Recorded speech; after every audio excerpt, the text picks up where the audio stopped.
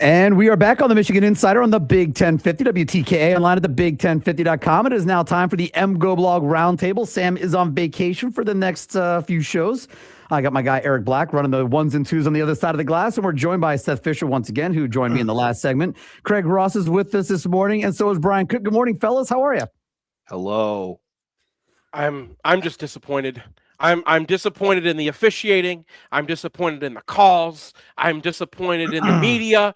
You know, I guess. I'm just I guess. I guess. All right, we're going to get deeper into that part. But listen, we're going to talk basketball to jump off here, obviously.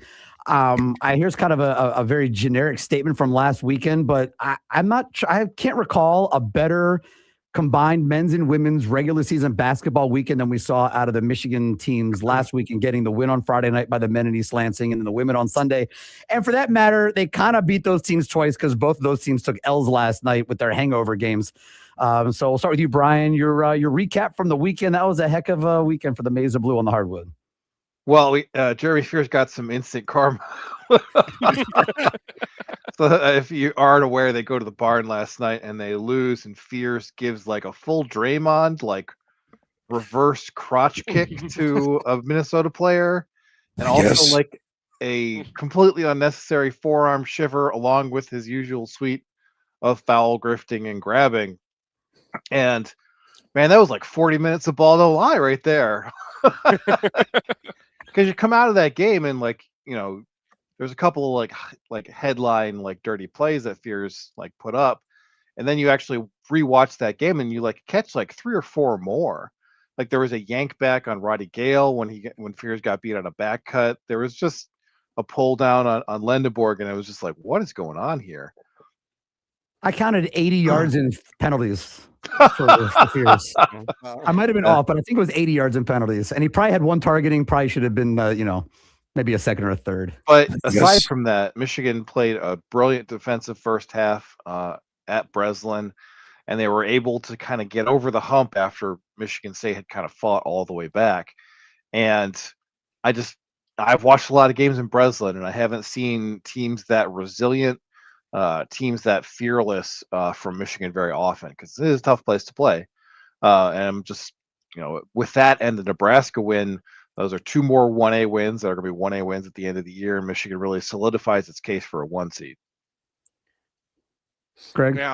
Yeah. I mean, I watched the game in slow motion, also the Michigan State game, and I had seen the trip on Yaks as he goes out to cover the corner 3.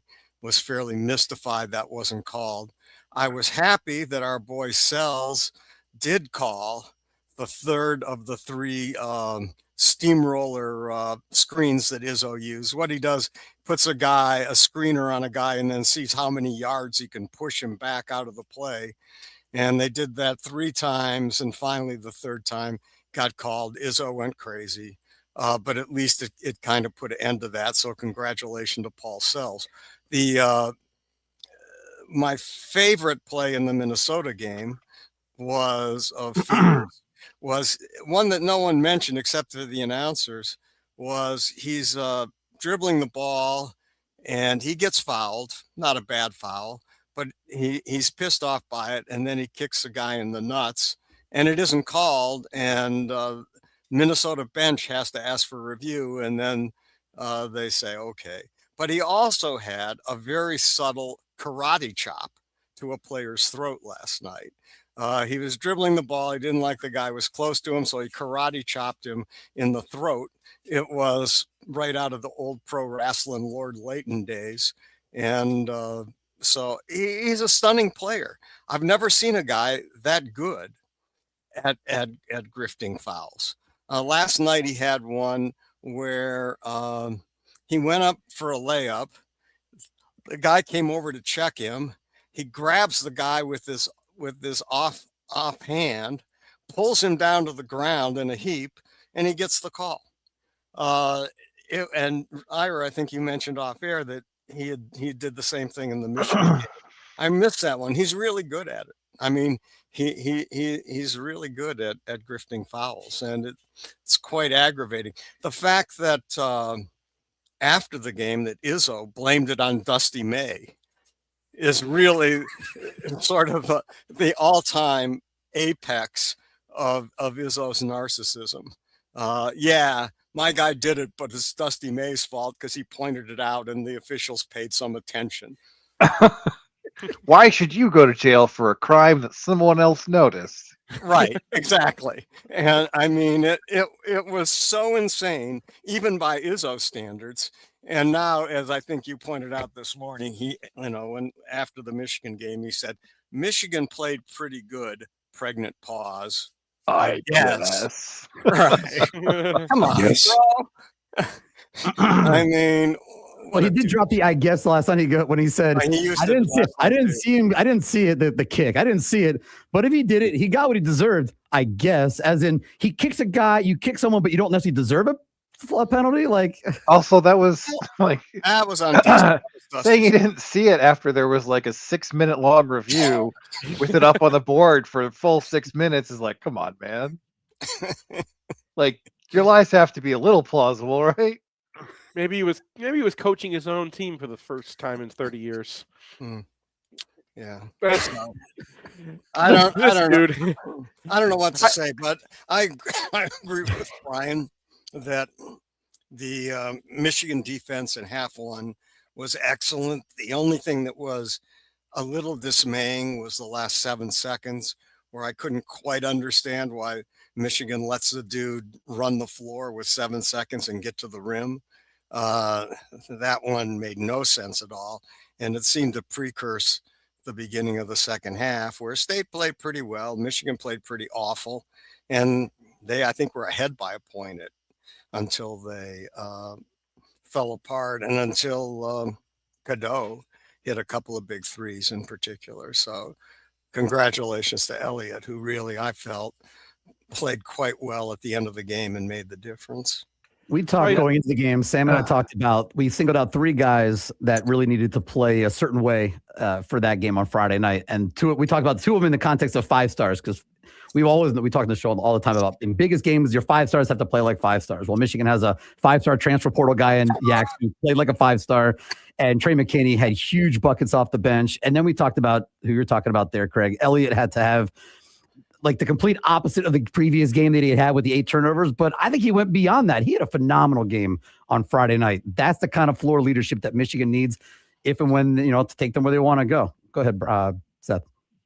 Well, I just wanted to talk about defensively because Michigan's switching system works so well unless teams can really shoot them out of it, right? And we saw in Nebraska, they knew how to get their guys open and get those shots, and that's going to be an issue against Illinois for sure. But against Michigan State team, Fierce is not a shooter, right? The way he scores, he can get to the free throw line, and now the book's out on that guy. But everything else that they were trying to do, Michigan was usually able to shut it down. I thought Cheddar had fantastic positional defense. I thought they were communicating really well. And then when they struggled, it was just at that beginning of the second half was when they went to their 2-3 zone. Figuring, okay, let's see if Michigan State can just go cold. State hit a couple shots against that, and I thought it was, it wasn't that crisp. But had a series of dunks from Carr sort of on both ends of halftime. And I mean, Michigan State really struggled against Minnesota's 2-3. Yeah, they zoned them last night. Mm-hmm. So, like, I don't think that going to the zone was necessarily a bad idea. It's just that, didn't particularly work out in that instance. I think it's like they go into halftime and they're scheming up a bunch of stuff to deal with Michigan switching defense. I think coming out in a zone, I guess a team that doesn't really have a lot of shooters is a reasonable decision to make. It's just like the cookie crumbled in a bad way there. Yeah, I think that's really fair. But I think that was the only issue. The cookie crumbled also. I think it was a good idea. It was a good pull. I don't think it looked very practiced. They had some issues running it and left a guy open or two. But that was it. Like tactically, I thought that Dusty May had a great game plan against what Michigan State wanted to do. And like I said, like really what they could do was they could get to the free throw line a few times. Michigan's going to have to not back down a little bit, but I think the more they play Trey McKinney, because he's big for a guard, right? the less you're going to be able to kind of bowl him out of the way with a guard. And after that, it's not a whole lot of ways to attack Michigan except, with a 5-out team. Well, McKinney was pretty important against Michigan State because, that was the number one defense in the country entering that game. Didn't leave it as the number one defense in the country. Michigan did, but you could see why, because they have a front court that's two seniors and a junior, all of whom have been at Michigan State the whole time. And so Michigan is trying all these actions. They're trying to get deep post position from Mara. And after a couple early successes, they adjust and they just shut that down. And I think you saw Michigan have to opt into difficult one-on-one shots a lot more often last night. And McKinney canned a couple of really important mid-range jumpers, and I was happy for him to take those shots in those situations, which is very unusual for me these days. But, the clock's running down and I'm like, well, McKinney has it, so he's actually got a decent shot. This possession has a decent floor. So that's something that I don't know if anyone else on the roster really provides. That sort of bailout, mid-range jumper, this is an okay shot vibe. So he's good defensively. He's 6'4". He's got long arms. Burnett only played 8 minutes in this game, and I think that's because McKinney was just too good to leave on the bench. I agree with that. The strength of McKinney's game on offense, one is free throw shooting. I think he's 87, 88%, something in that range. And number two is his mid-range game. He's very strong. He shoots a reasonable percentage from the mid-range, enough to justify those shots. His place where he's going to need to work next year is his three-point shooting, which isn't terrible, but it's been about 32% since the first game of the season. So he'll get there. He'll become better there. But right now you play to your player's strengths, and those are certainly the strengths of his game, in my opinion. I mean, it's hard. You can easily say in this game he was the difference, and getting him was the difference, right? Because the Flint guys used to go to Michigan State. It's the kind of player that we used to see Tom Izzo just kill us with. He might be from Flint, but he comes from a Michigan family. It's not like it was a huge upset for Michigan. But I'm saying that that's in this day and age, you don't see a whole lot of guys from in-state, and I thought it was really cool that that Michigan is going to be him, right? I think we're starting to see the beginning of it. His career now has gotten to the point where you can see it.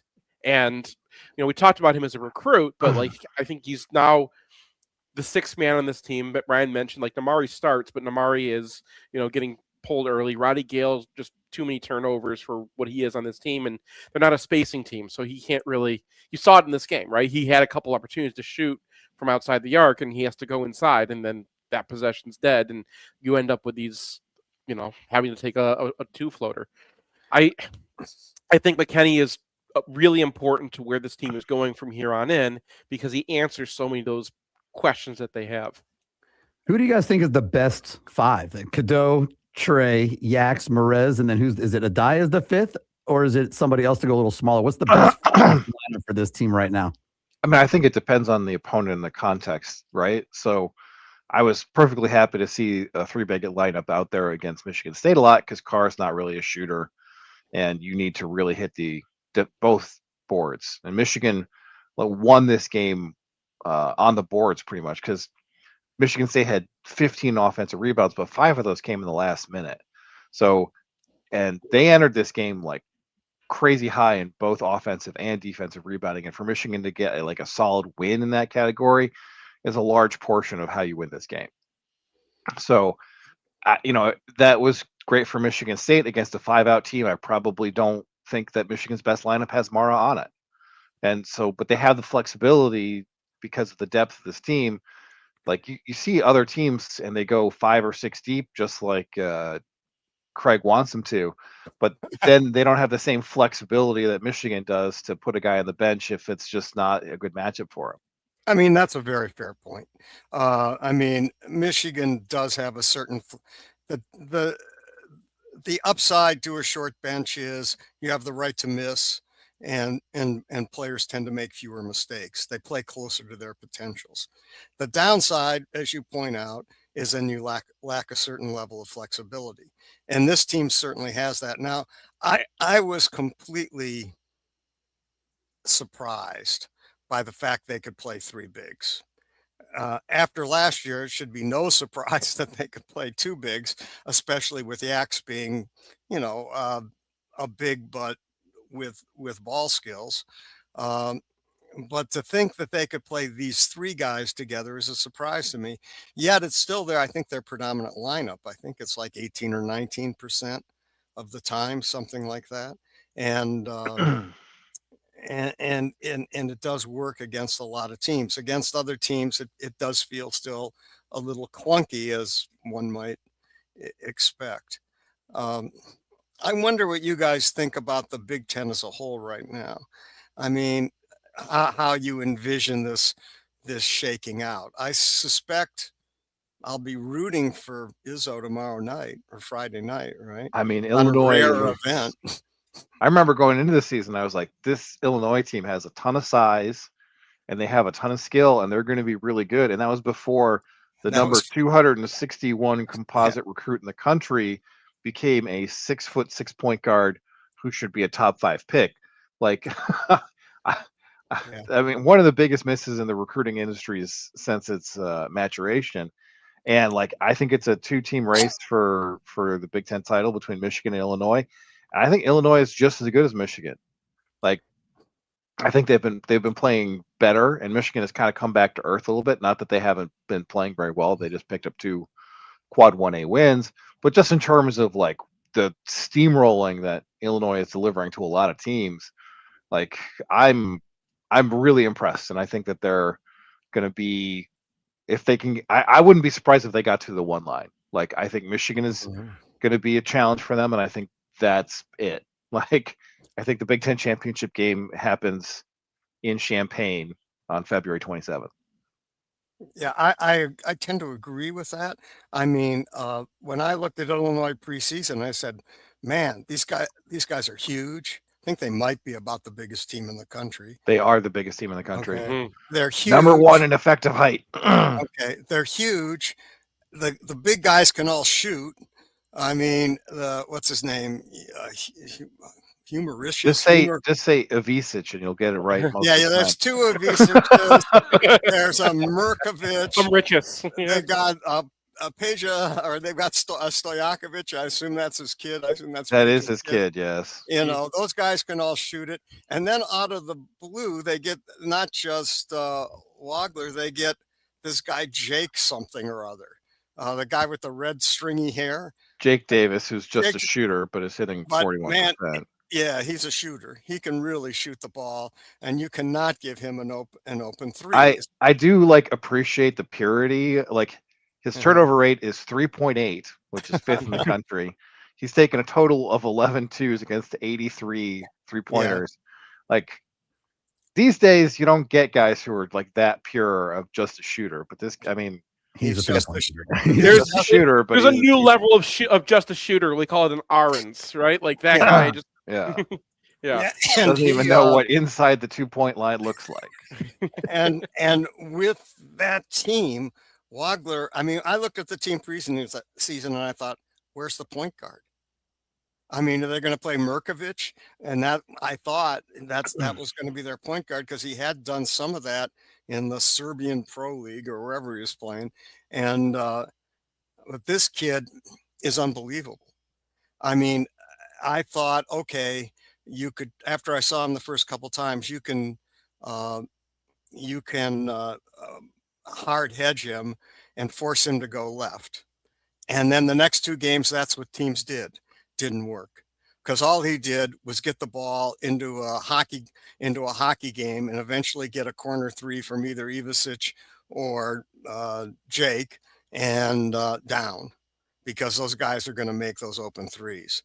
I mean, I sad to say, I don't think Michigan can beat them at Illinois. Come on, Craig.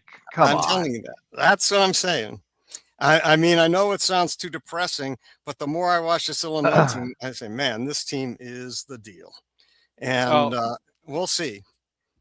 There's going to be an interesting presser after the Breslin game, because that's where Illinois got to go next, and then really Michigan's the only other really their difficult schedule. game they have. Yeah, between the Michigan State and Michigan games, they play Wisconsin and Indiana at home. They go to USC and UCLA. And then after Michigan, they host Oregon and play at Maryland. So they have a game against Michigan State. They have a game against Michigan, and the rest of Illinois' schedule, they should be all wins in their last. I'm just saying, I hope that Underwood decides he's going to call out Michigan State for their lies about assists. Because now, as long as now we're all doing this, like because right now Wagler is, I think, third in the Big Ten in assist. Oh no, ninth in the Big Ten in assist rate, and Fears is number one because like they give you an assist if you they happen cheat. to be on the court. I mean, the score there is cheating for him. I mean, right. And so this guy, Wagler's probably not getting all the credit he deserves because Michigan State's offering assists to all their guys, and I think Underwood needs to call these guys out. He won't. They don't care. That's a really unselfish team, and I hope against hope I'm wrong, but right now they're playing at such a high level. It's going to be tough to beat. It's a very interesting response to the portal era, isn't it? Like put a European team together and I've been make a wonderful find in their recruiting, in scouting when scouting high school. I mean, that's like worse than Mason Graham. Yeah, because like Mason Graham was like a 4-star, and like they moved him up, and like nobody saw Wagler coming at all, and he's like a 6'6" point guard who shoots 40% from three.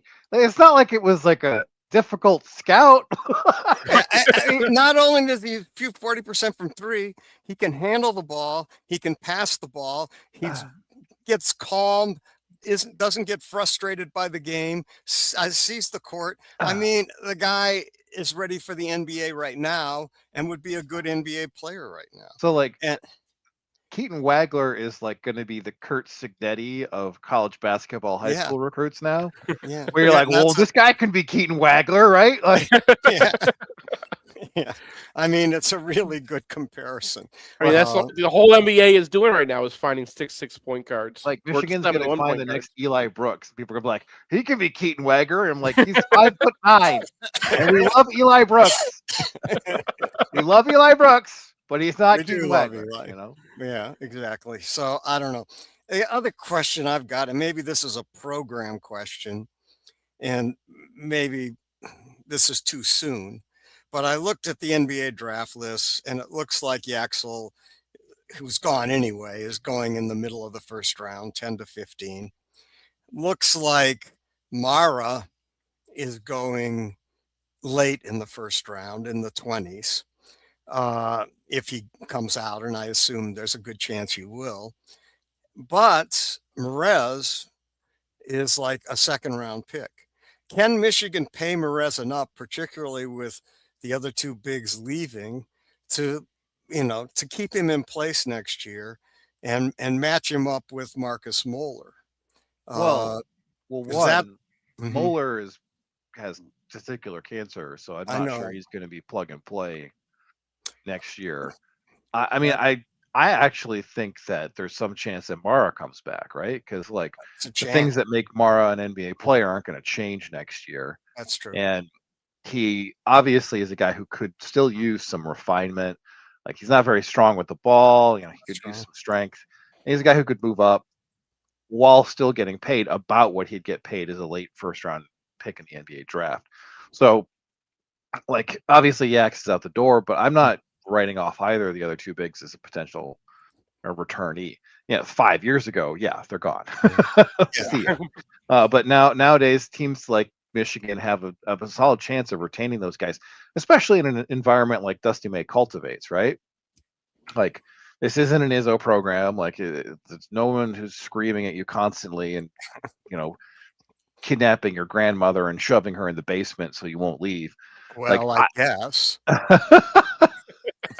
So, like, I feel like there's a pretty solid chance that they get one back, and probably a distant chance that they get two back. But I'm not writing either guy off. Like, I think that there's a pretty solid chance that Michigan's able to retain at least one.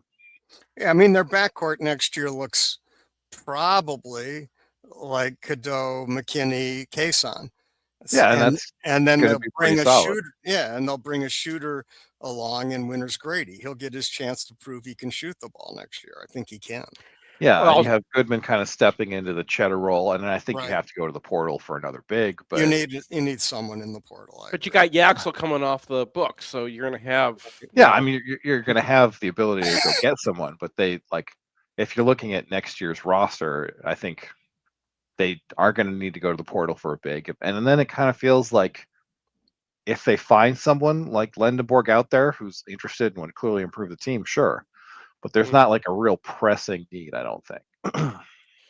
Yeah, who doesn't want to go to grad school for a year to play for Dusty May? I mean, just look at the two sidelines on the two benches on Friday night. And if you're a parent and you have a kid that's playing basketball, and you look at those two coaches, well, also like they win the game, and then there's this post game interview with Dusty May, and the entire team is kind of like coming up behind him and giving like this stoned faced, I don't know exactly what to call it, but like they were just screwing around and having a good time, and it felt like a program that like is something that you'd want to keep playing for.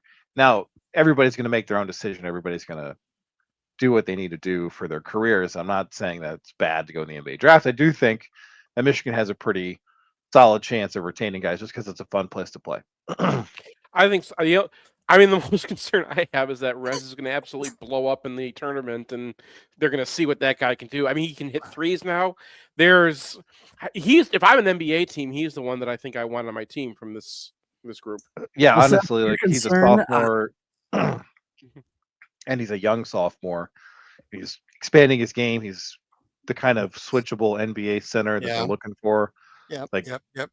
Mature, personally, if I was an athletic. NBA team and I could only pick a Michigan player in this draft, I would probably pick Johnson, unless I was like 25th or something, and I had a very good team already, and I just wanted to get a plug and play piece. That would be a good spot for Lendenborg. So it's kind of interesting. Like he seems more attractive to me to teams that are already contending than a team in the 10 to 15 range, where I would be more inclined to take someone like Johnson, who's got a lot of upside. That's really interesting. Seth, you're concerned about Maize. I understand it, but if that concern arises, that means Michigan had a great margin into April. So I think we'll be happy. I have a feeling Michigan's going to have a great March. Well, that's not April entirely true, because we've seen guys go to the league and be very successful in the league without actually helping Michigan's on-court fortunes. But he said if he blows up as the season at the end of the season, so that's your point taken. Anything else on basketball? I do want to get a little bit of hockey into the other side of the break. I'm not sure if you have any football thoughts, but anything else on basketball as we get ready? I do want to ask thoughts about tonight. Can Penn State give Michigan a game again, or is this their home and they got a little revenge on their mind? I would say probably not, but I wasn't expecting that to be a game the other night either. So, and they didn't have Mingo, so they're going to be an interesting matchup. I do think that Uric kind of played out of his overall level in the opener, and even though I think he's going to play tonight, to go from a 103 fever on Saturday to 100% on Thursday is probably asking a little bit too much. So I would assume that Michigan is better able to leverage the bigs and really crush them on the interior and have a solid win. That's not by 2 points. I mean, last time you're traveling to Happy Valley against a team that looks not particularly competitive without their point guard. I think that was a hard game for Michigan to truly get motivated for, particularly when they ran out to an early lead. I don't think that's happening. I don't think that's happening this time around. Yeah, the atmosphere at the game at Penn State was similar to the atmosphere that I experienced last night, not at the Michigan women's basketball game, but at the Saline 7th grade middle school basketball game. I mean, there was no one even at that game. Penn State game.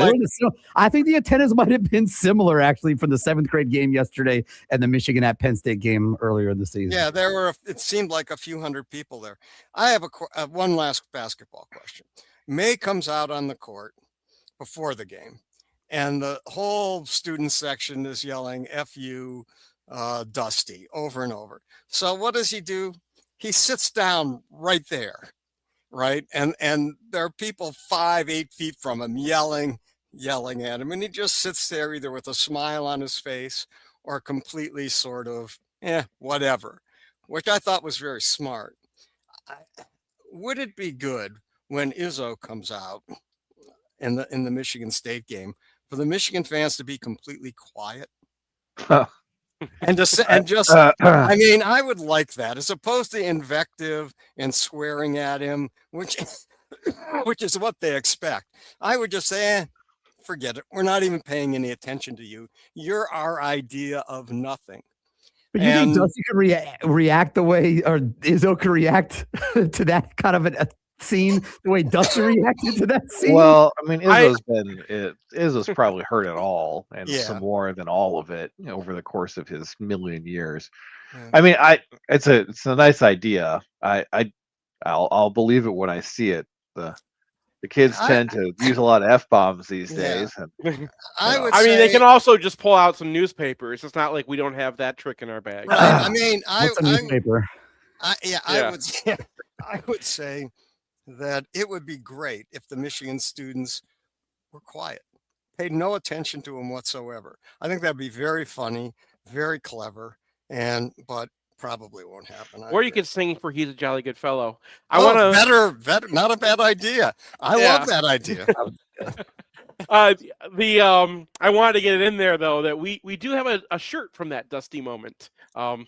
That Dusty approved. Yeah, so I'll put it on Twitter and tag you, Ira, so you can make sure. I'll make sure we'll get that one, send that one around. I was hoping that would make its way to a shirt. Is it going to be on a Maize shirt in particular? It's on a Maize shirt, yes. Okay, although I had a special one made on a sweatshirt. Because we're having a Maize out when they come back, and we probably need a lot of people wearing these shirts in March. We need to have those. Yes, that would be great. I look forward to seeing that one. Yeah, you know what? Here's what we do. Sing for "He's a Jolly Good Fellow," and then everyone just sit down in their seats like that. Like, just do the Dusty. that would be awesome. Yeah. That'd be very cool. There are ways to treat Tom, I think, but Brian, I think you're right. He's going to get the full-throated treatment, and he's just going to get redder and redder in the face, and he's going to go tantrum Tom on us. And I feel like it was demonstrative when he was younger in his career, and now it feels like it's just all tantrums.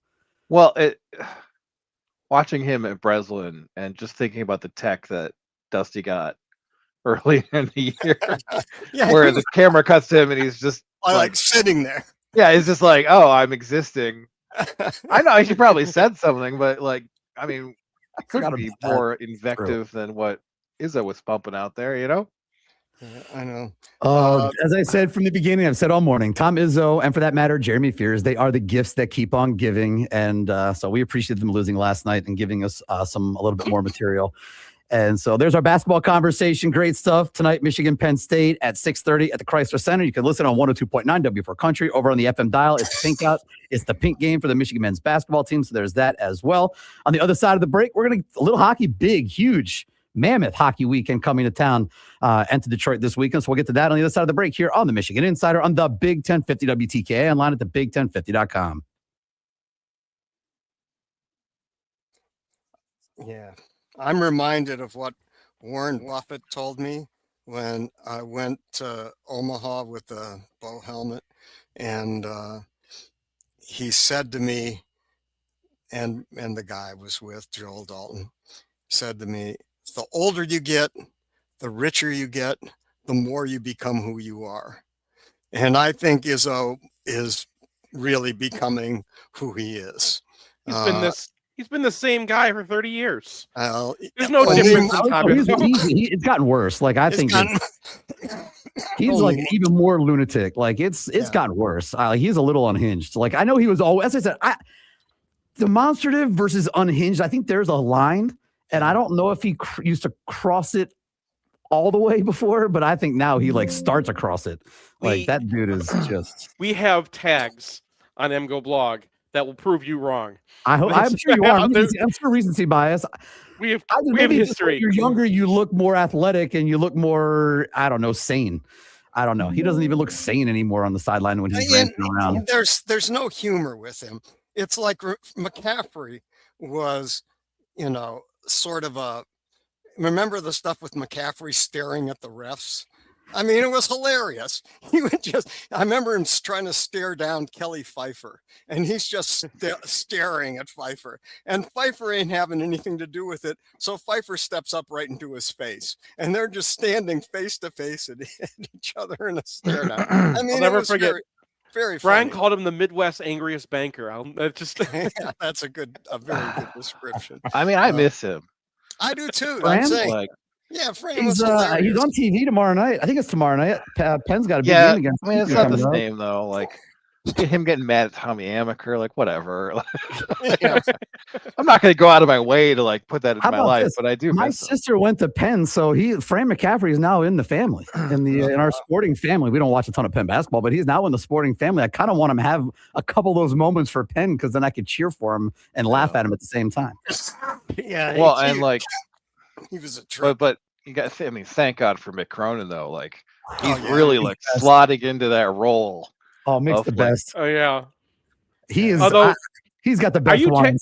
are you detecting he's ramping up for some Michigan digs already? Like I don't know. I think he's like, what is probably going to happen in that game is that UCLA is going to get decked, and he's just going to like be depressed afterwards.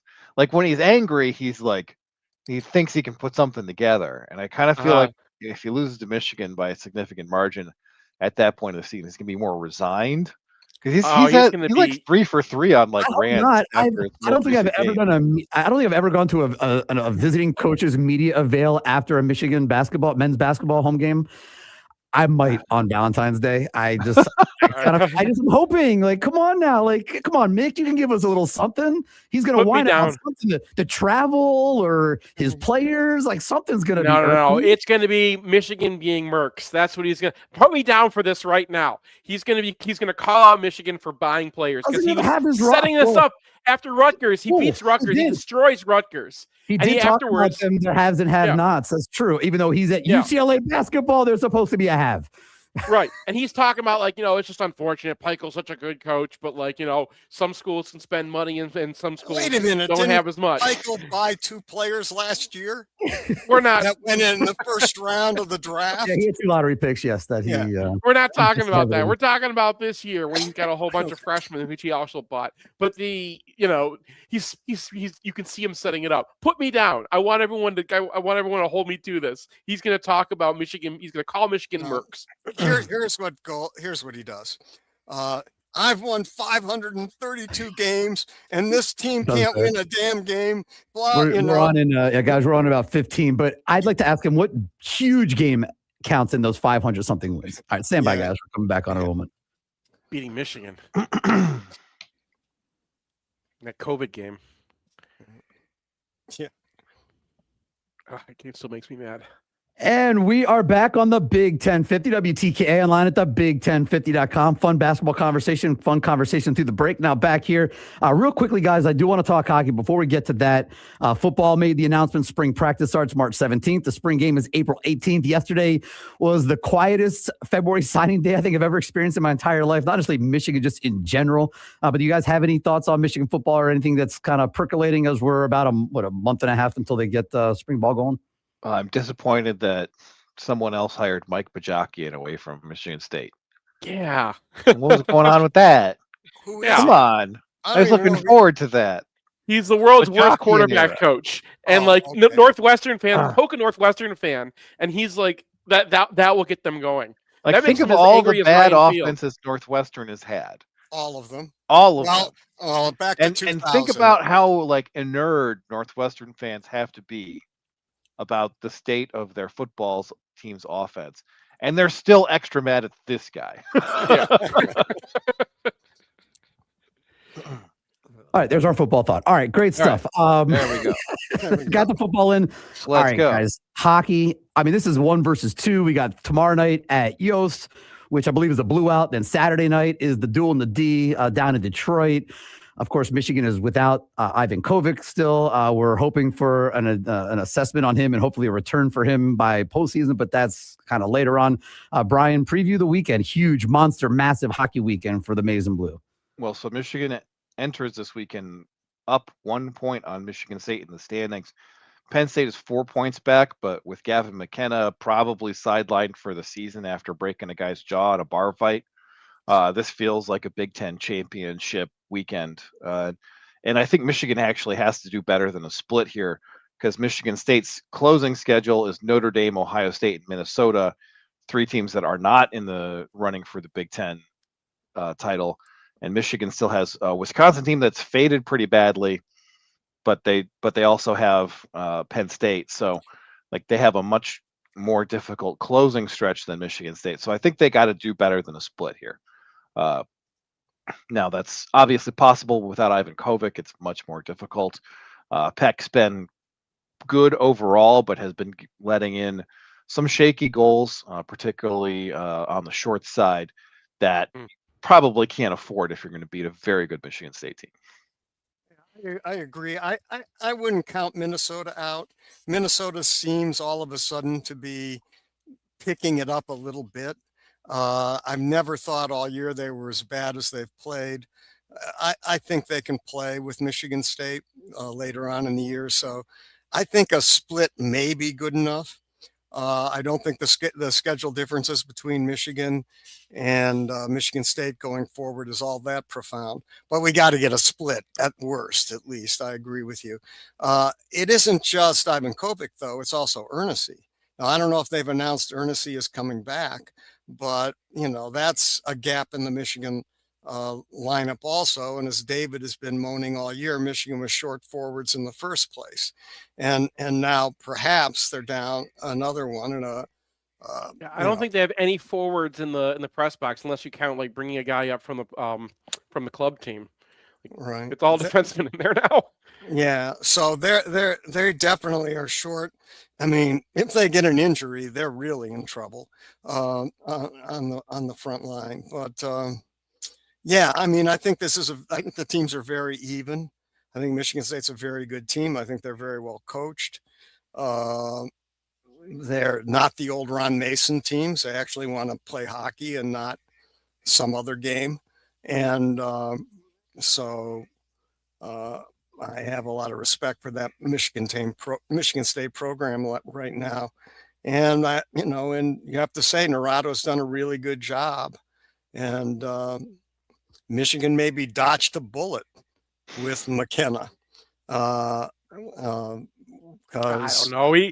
Someone said something about his mom and he decked him. I mean, that's gonna get you suspended these days. But like, I've known hockey players before. It may get him thrown in jail these days. Well, I mean, that is significant at the moment. It's gonna be a probationary kind of vibe, but like he's gonna be in court for a long period of time. And the way these things go is like if you have an active court case, you're suspended. Yeah. So I kind of feel like if he gets back this season, that will be unexpected for Penn State. So and he wasn't their whole team. Valentine's weekend when they've come here. So like he hasn't actually done all that much against teams not named Stonehill. So he's a point per game guy. So that's going to be a big loss. But it wasn't like he was doing the things he was doing in the WHL and the Big Ten. So he's not like their whole team. Don't they have? Isn't Serrato also hurt though? I'm not that. I think their other good frontline player may be out at least for a while too. So I don't know. Yeah, for the most part, we can worry about Penn State next weekend because they'll be here for what will be another big hockey weekend. Brian, stylistically, maybe a couple of names to mention. What should we expect? What do you think you'll see on the ice tomorrow night at Yost and Saturday in Dundee? Well, I think one thing that really jumped out in the first series is that Michigan played maybe the most defensively responsible hockey I've ever seen from them. So Michigan State barely had a look at goal, especially at Munn. And that hasn't been as consistent for this team over the last, I'd say, month or so. I mean, they gave up 4 goals to Notre Dame. Peck isn't Ivan Kovic, and that has something to do with it. But also just the ability to lock the opponent down. I would hope that Michigan can revisit that and figure out how to make that happen again, because they were locked in that weekend, and they were unfortunate, I think, to not come out with better than a split there, because they played really well. And if they can regain that focus, that's kind of what I'm looking for, because they haven't really had that. Because it's hard to have that when you're playing teams that don't look as good as you, and you're the number one team in the country and all that stuff. Playing number 2, I think, will be an uptick in intensity. I mean, you saw it, in like last weekend in Columbus, they played, one game that was like a 6-4 game. The other one was 1-0 the whole time. And that one was a shorty. Yeah. So that's a weird series. And when you play in Columbus, the ice is so bad. It's just random events can happen. But you've seen both of these teams, Michigan and Michigan State, both are capable of playing both ways, right? You can see Michigan. These games could be an 8-4 game, or both these teams could win a 1-0 game. And I kind of think Michigan State is better suited to win a 1-0 game because where they are in goalie right now, and Michigan's got Peck, and he's just going to let a howler in. I think I'm getting used to Peck now. I'm kind of getting a feel for him, and he's the opposite of Ivan Kovic. He's just got this like. He panics sometimes, or he's like, something pops off of him, and it's like, you get a little weird. And the one where it's underneath him and he knocks it into the goal is just when you're having like a 1-0 game, it's just like, ah!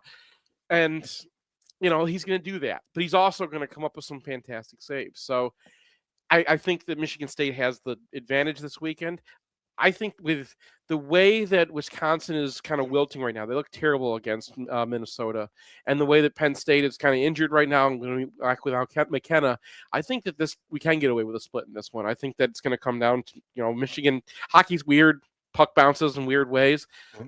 But it's good they don't have to play one in Breslin, right? It's going to be 50-50 or maybe a little bit Michigan State crowd. I've been to those games before. They get not Breslin. Munn. Not going to have to play at Munn. Your point stands. This is they're they're playing it. They're playing in Ann Arbor and they're playing in Detroit. It's a part of a great 5 straight days of Maize Blue action. Last night, the women beat Nebraska on the hardwood at Chrysler. Tonight, the men host Penn State at 6:30 at Chrysler. Tomorrow, Michigan State hockey at Yost in a 1-2 matchup. That 1-2 matchup on Saturday is at LCA, and then on Sunday you have a top 10 matchup, Michigan versus UCLA in women's basketball at Chrysler, part of a great 5-day stretch of Maize Blue action. MGoBlog Roundtable crew, appreciate your time as always. We will see you guys next week. Thank you. Thanks. 40 basketball wins. 40 basketball wins. Have we ever had that many in a year? Not 40. At this stage, I don't think. And we'll see everybody tomorrow here on the Michigan Insider on the Big 1050 WTKA, online at the Big 1050.